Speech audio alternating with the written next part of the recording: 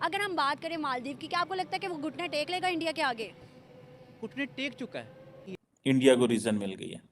8,000 hotel bookings by Indians have cancelled trips to Maldives. India की इतनी investment है मालदीव के अंदर, इतनी ज्यादा कि यहाँ गिनने बैठे तो शाम हो जाए, रात हो जाए। Sir 40% of tourism in Maldives जो कि इंडिया की तरफ से होता है। जो इंडिया है मालदीव के टूरिज्म को ख़त्म कर सकता है। मैं फॉर एग्जांपल एक देख रहा था, एक यूसुफ रिफात हैं जो कि मालदीव के अंदर एक जो टूरिज्म सेक्टर है उसको प्रमोट करने में, और उनके I think they have hotels and all that.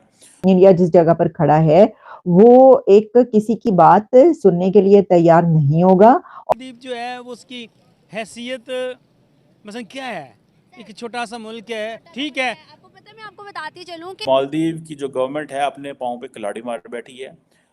आई और आपको पता है इंडिया के अंदर इलेक्शन होने हैं। They were just finding a reason.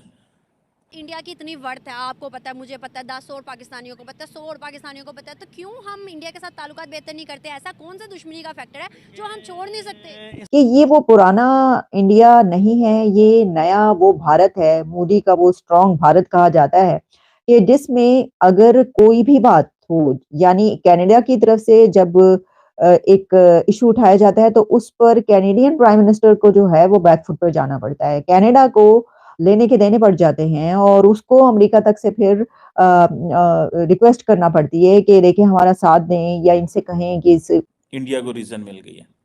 That's a very serious issue.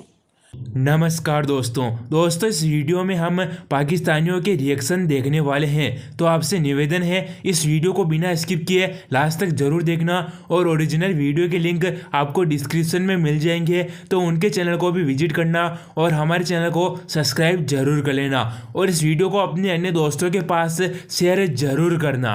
India को रीज़न मिल गई है, और वो जो रीज़न है वो इस शक्ल में मिली है जो कि जिससे वो कहेंगे कि बड़ा एक एक एक मुश्किल में डाल दिया उन्होंने।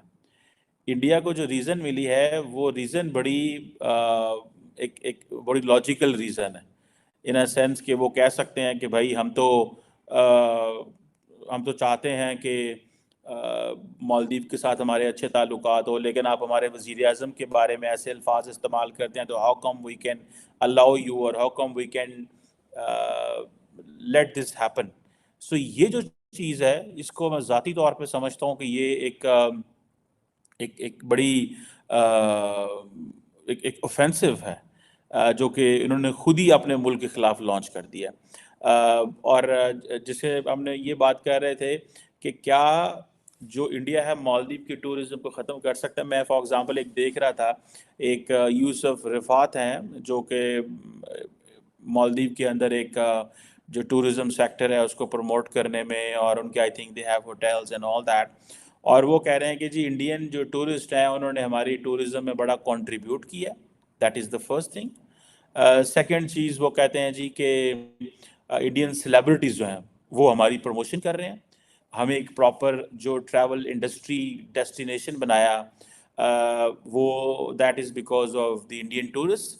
नॉर्मली वो जो है जिसे वो कहते हैं ना, इतनी कोई लंबी चौड़ी वो कमेंट्स नहीं करते। That is just the one person I am just mentioning, but there are so many other people who have been talking so much on this.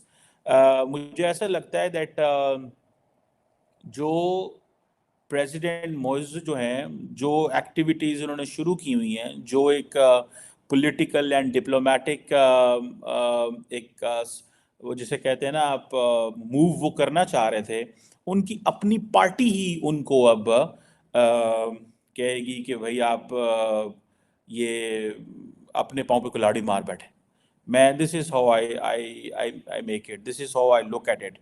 ये मालदीव की जो गवर्नमेंट है अपने पाँव पे कुल्हाड़ी मार बैठी है। आई और आपको पता है इंडिया के अंदर इलेक्शन होने हैं। They were just finding a reason how to be more united, how to be more gelled, how to be more aggressive, how to find a common enemy which is external.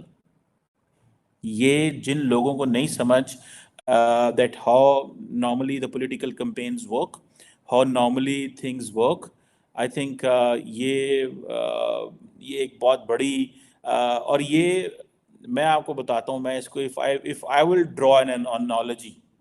रही बात मालदीव की, तो देखिए मालदीव जो है वो उसकी हैसियत मसलन क्या है, एक छोटा सा मुल्क है, ठीक है। आपको पता है, मैं आपको बताती चलूं कि इंडिया की इतनी इन्वेस्टमेंट है मालदीव के अंदर, इतनी ज्यादा कि यहाँ गिनने बैठे तो शाम हो जाए, रात हो जाए। सर हॉस्पिटल तक मालदीव के अंदर वहाँ पे इंडिया। मालदीव चले हैं, मालदीव तो बेचारा एक छोटा सा जजीरा है, ठीक है ना। जिस छोटे से जजीरे ने वो क्या करना है, ठीक है ना। आप देखिए ना, बांग्लादेश खुद उसने अपनी पॉलिसी चेंज कर ली है इंडिया के बारे में, बस उसने खुद कर ली है। वो हमसे बड़ा मुल्क है ना, बेहतरीन है, इकोनॉमिक पावर है बेहतरीन, वो भी एक ग्रो कर रहा है दुनिया में, तो उसने इंडिया के रिलेटेड अपनी पॉलिसी चेंज कर ली है, ठीक है ना। जब उसने पॉलिसी चेंज कर रही है तो आप वेस्टर्न में तो कहाँ जाएँ, इंडोनेशिया ने पॉलिसी चेंज कर ली है, मलेशिया ने कर कंट्रीज ने कर लिया। मुस्लिम वही ना जो उसके सराउंडिंग में है। बेसिकली बात यह है कि सिवाय एक पाकिस्तान के, इवन अफगानिस्तान आप देख लें, कट्टर मुसलमान। हाँ, तो वो हमारा एक स्टांच यानी मुस्लिम्स का लेबल है उनके ऊपर।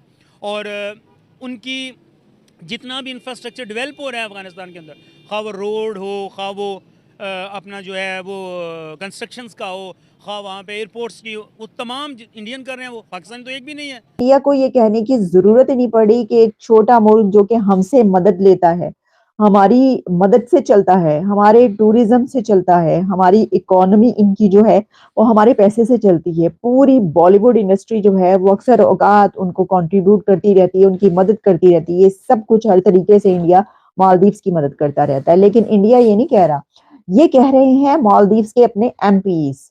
और एक एमपी की मैं आपको बातचीत सुनाई देती हूँ। उन्होंने ये कहा कि ये जो कुछ हुआ है ये इंतहा से ज्यादा गिरी हुई हरकत हुई है और ये ऐसा नहीं होना चाहिए था।